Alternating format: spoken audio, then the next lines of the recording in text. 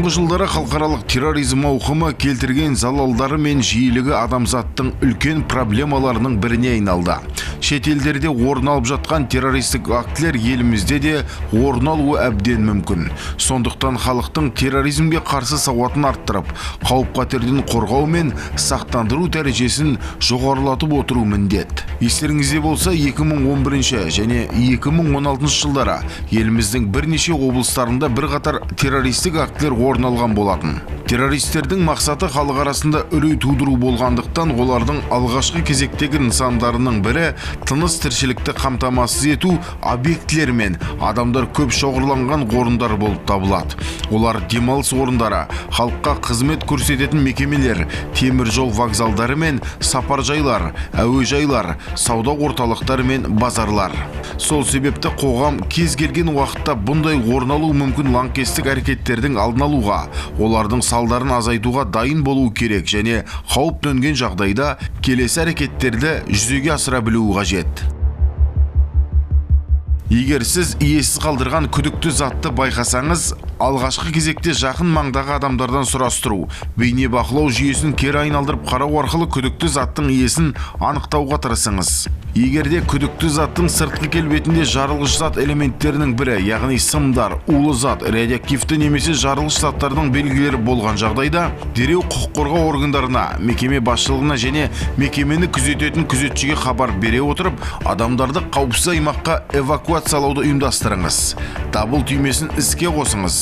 Адамдардың күдікті зат жанына жақындауына жол бермеу мақсатында қолда бар мүмкіндіктерді пайдалана отырып, белгі қойыңыз. Лентамен қоршау, адам өтуіне тыйым салатын белгісі бар басқа да құралдар немесе қауіпті аймақты қоршауға қабілетті адамдар болған жағдайда олардың көмегін пайдаланыңыз.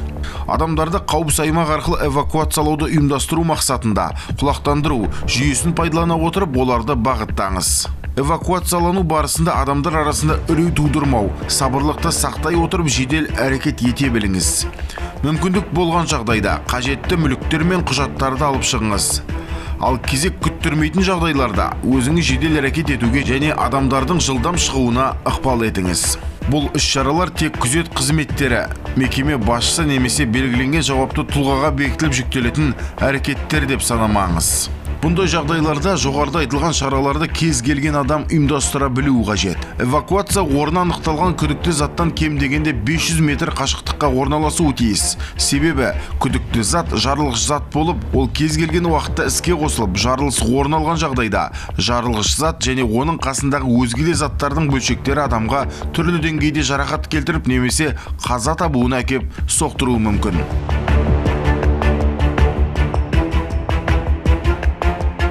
Есте сақтаңыздар, затты өз түрі, оның негізгі мақсатын жасыруға және әртүрлі сипатта көлемде болуы мүмкін.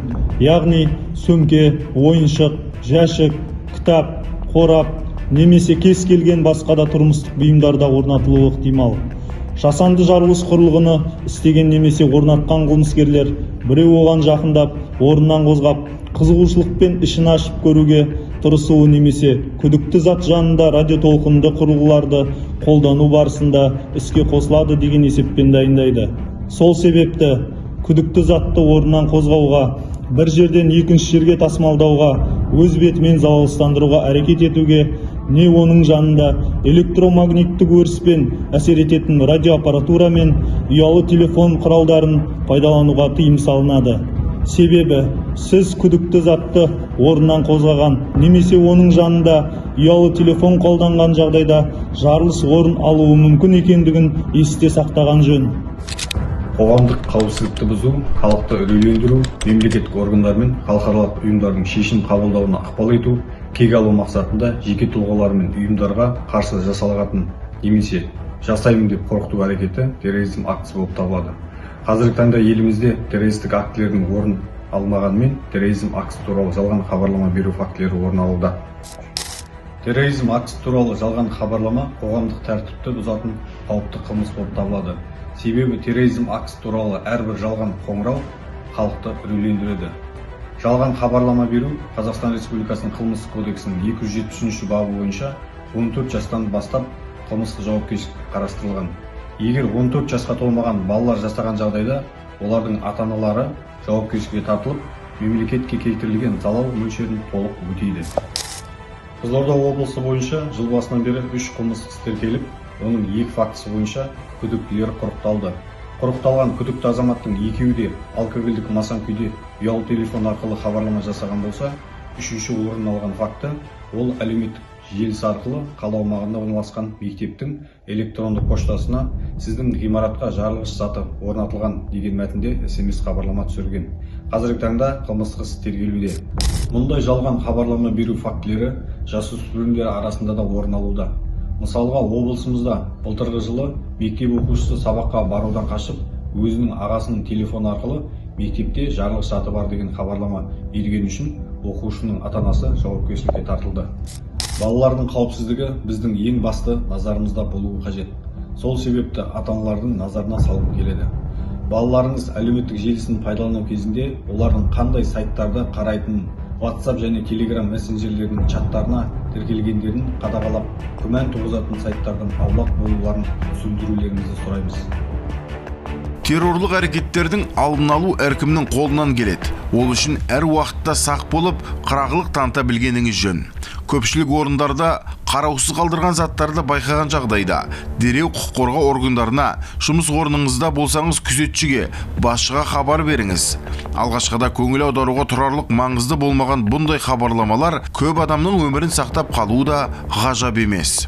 Жол жүру кезінде немесе басқа да жағдайларда бейтаныс адамдардан хаттар немесе басқа да тасымалдауға тыйым салынған кез келген бұйым немесе қылмыстық әрекетті жүзеге асыруға негізделген қару-жарақ және оның элементтері болуы мүмкін. Нәтижесінде тыйым салынған затты тасымалдау барысында құқық қорғау органдарының назарына ілігіп, жауапкершілікке тартылуыңыз мүмкін екендігіңізді есте сақтағаныңыз жөн. Өзіңіздің тағдырыңызға салғырт қарап, қаскүнем адамдардың еріксіз көмекшісі болудан сақтаныңыз.